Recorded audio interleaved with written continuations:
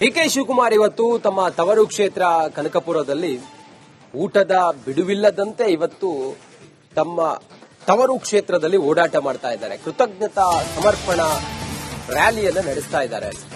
ಸುಮಾರು 20 ಗ್ರಾಮಗಳಲ್ಲಿ ಡಿಕೆ ಶಿವಕುಮಾರ್ ಇವತ್ತು ಕಾರ್ಯಕರ್ತರನ್ನ ಭೇಟಿಯಾಗಿ ಅವರಿಗೆ ಕೃತಜ್ಞತೆಯನ್ನು ಸಲ್ಲಿಸ್ತಾ ಇದ್ದಾರೆ. ಡಿಕೆ ಶಿವಕುಮಾರ್ ಅವರ ಈ ಕೃತಜ್ಞತಾ ಸಮರ್ಪಣಾ ಕಾರ್ಯಕ್ರಮಕ್ಕೆ ಸಾವಿರಾರು ಜನ ಸಾಕ್ಷಿಯಾಗ್ತಾ ಇದ್ದಾರೆ.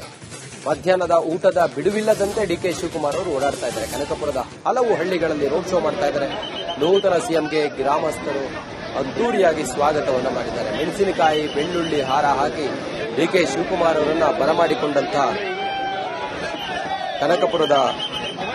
ಕನಕಪುರದ ಡಿಕೆ ಶಿವಕುಮಾರ್ ಅವರ ಅಭಿಮಾನಿಗಳು, ಬೆಂಬಲಿಗರು ಬಹಳ ಸಂಭ್ರಮದಿಂದ ಅವರನ್ನ ಇವತ್ತು ಮುಖ್ಯಮಂತ್ರಿ ಆದ ನಂತರ ತಮ್ಮ ತವರು ಕ್ಷೇತ್ರಕ್ಕೆ ಬರಮಾಡಿಕೊಂಡಿದ್ದಾರೆ.